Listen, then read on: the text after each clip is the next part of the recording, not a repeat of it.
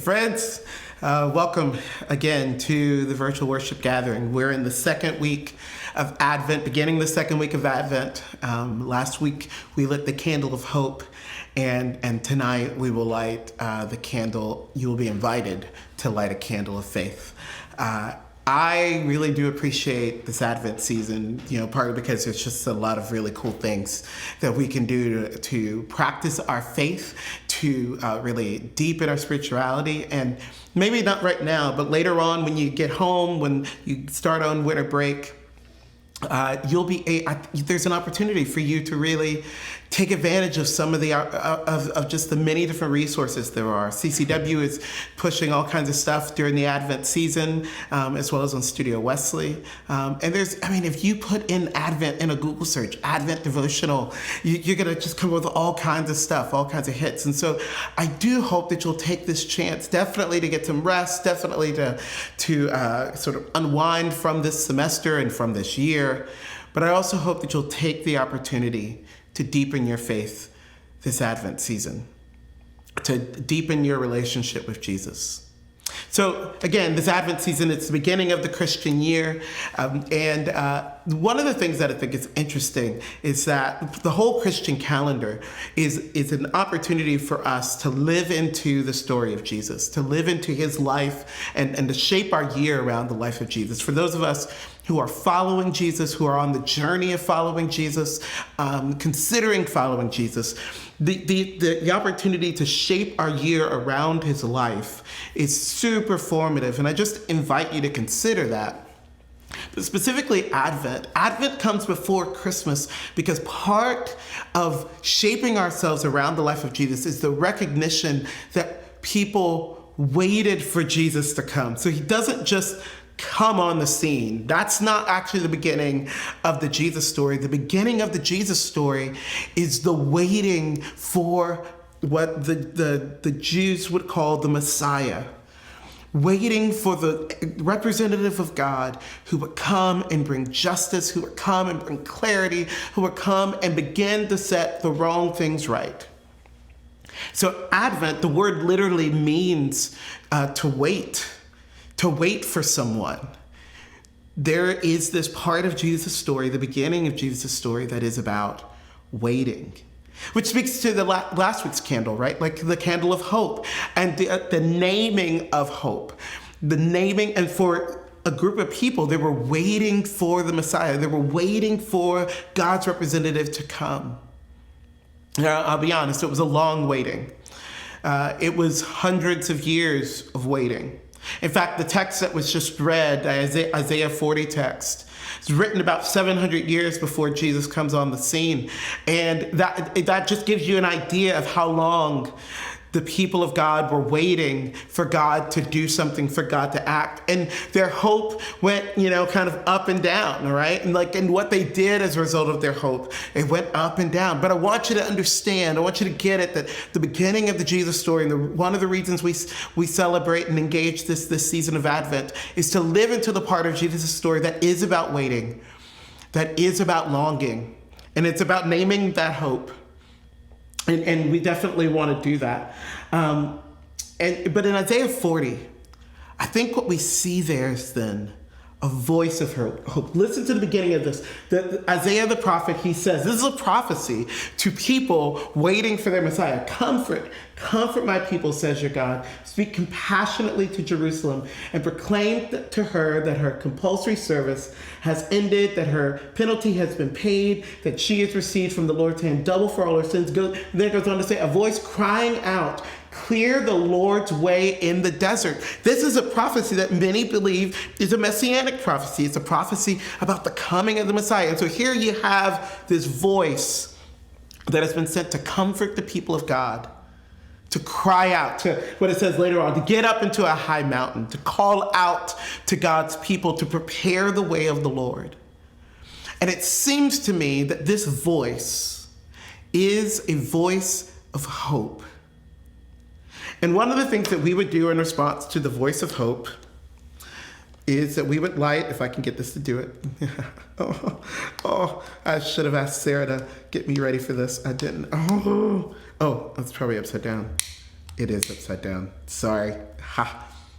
Last week I invited you to consider lighting a candle for hope, to allow the light of Advent hope to give you courage to name your hope and to be on a journey towards hope, a journey that would make you more hopeful. And I think that that's what the voice is crying for. The voice is crying out, allow the hope to enter into your world. Allow hope to do all that it can do in your life. But that hope, that voice of hope calls us to do something. The verse says, clear the Lord's way in the desert. Other translations say, prepare the way of the Lord. It's literally saying, take that hope and put that hope into action. And I think we might call that action many things, but I would invite us to consider that hope, true hope, calls us to live by faith. I think that's what preparing the way of the Lord would look like. The rest of the text says, make a level highway in the wilderness for our God. Every valley will be raised, every mountain and hill will be flattened. It just goes on to say, but it's saying, I want you to do something. I want you to begin to get prepared. So it's like, yes, hope, and now living by faith.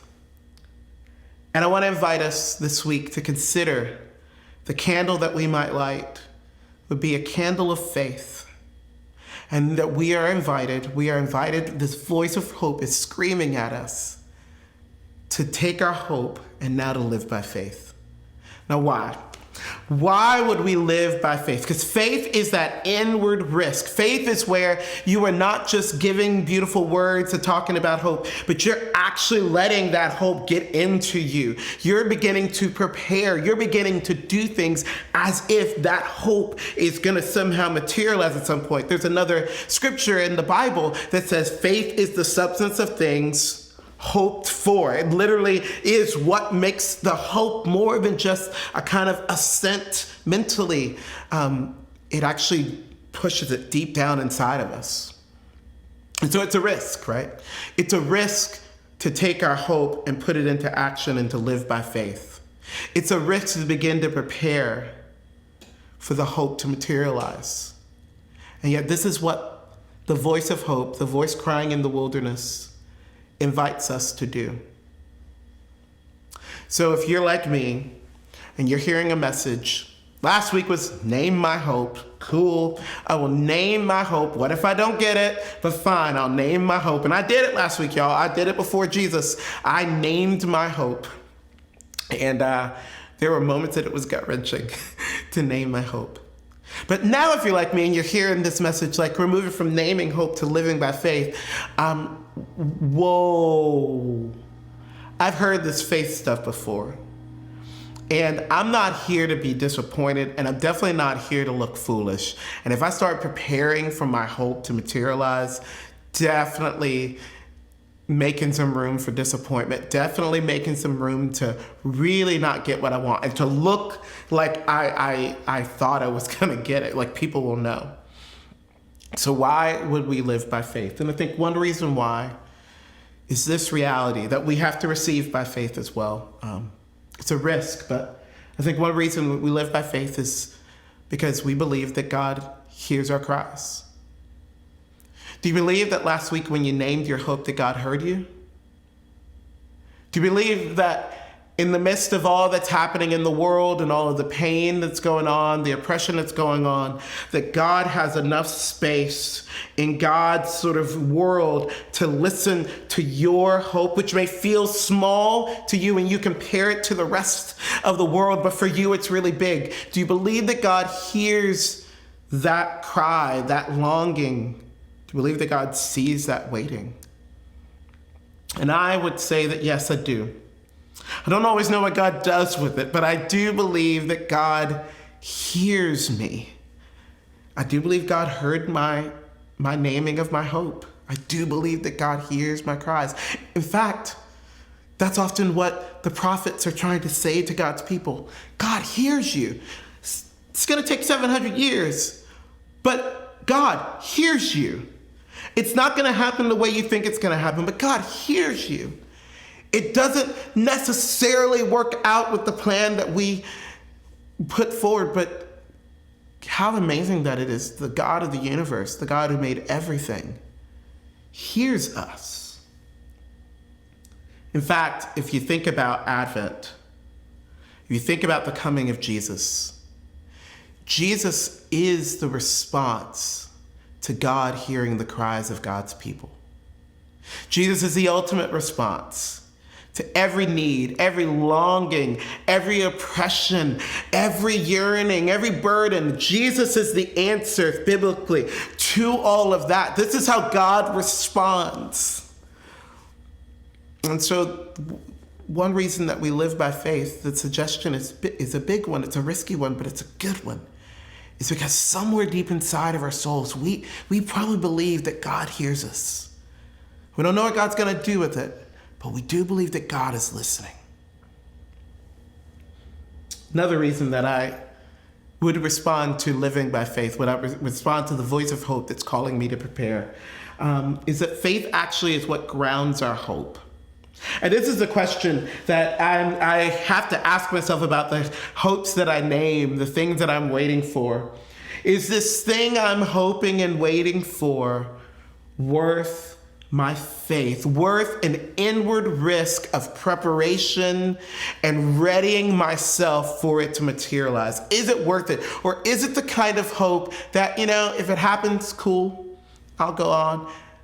But oh my gosh, if it happens, I'm not ready to tell you what my hope was. I may get there, but I did name a hope last week. And usually because I told you I'm a pessimist when it comes to my own story. And I named the hope. I was like, it's probably not going to happen. And then I had this moment like, what if it did?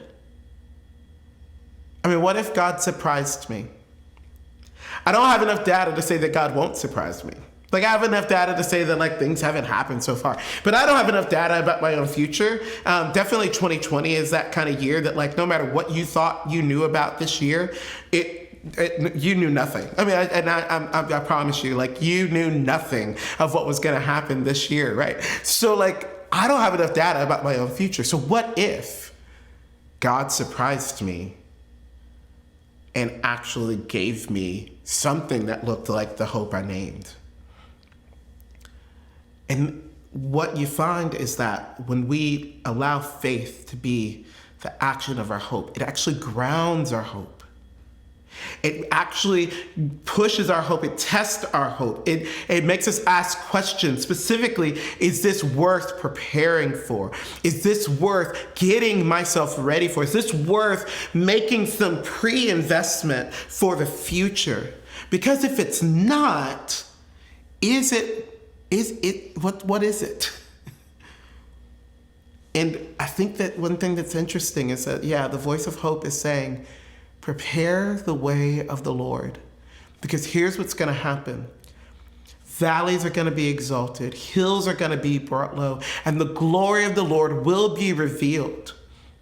And if you would believe that God hears you, even in the smallest way, and then allow faith to ground that hope, what you're going to actually do is be a prepared person when that hope materializes. You'll actually be able to identify when that hope materializes because you prepared yourself. Friends, faith has a way of grounding our hope, making our hope solid. And I actually think that it's a part of that journey where it does something in us, that we not only become hopeful people full of hope, but then we become people who are full of faith, full of a willingness to take a risk when we need to, full of a willingness to trust even when the chips are down, full of a willingness to build resilience because we know we're going to have to last sometimes. But that doesn't mean that our hope is lost. That doesn't mean that we're not going to get what we've been waiting for. It just means that we're going to have to lean into the waiting. So the second reason, that I think living by faith becomes an incredible response to naming our hope is because, oh my gosh, faith will ground that hope. And so here's what I'm inviting you to do this week. I'm inviting you to grab another candle, because not all of us did that pre-planning of getting our Advent candle thing together. And so just find a tea candle this week in a quiet time, in a space that you can make sacred, in a space that you can just pull away and really focus on who God is. You start with that candle of hope. We name the hope. And we allow that light, that Advent light, to give us the courage to be on that journey of hope. And then, friends, and I won't light it for you, but I invite you to light a candle of faith. Light a candle of faith that invites us to live by faith. And living by faith then means that we will believe, we will take the risk in believing that God hears us. And we will allow faith to ground, to make solid, to give roots to our hope. The voice of hope is crying out. The voice of hope is longing to comfort us, that our God has heard us, that our God is coming to deliver us, our God is coming to do something in our lives. And so the voice says, prepare the way of the Lord. Prepare the way for God's provision. Live by faith. And so may you, this Advent season, have the courage as you name your hope to live by faith.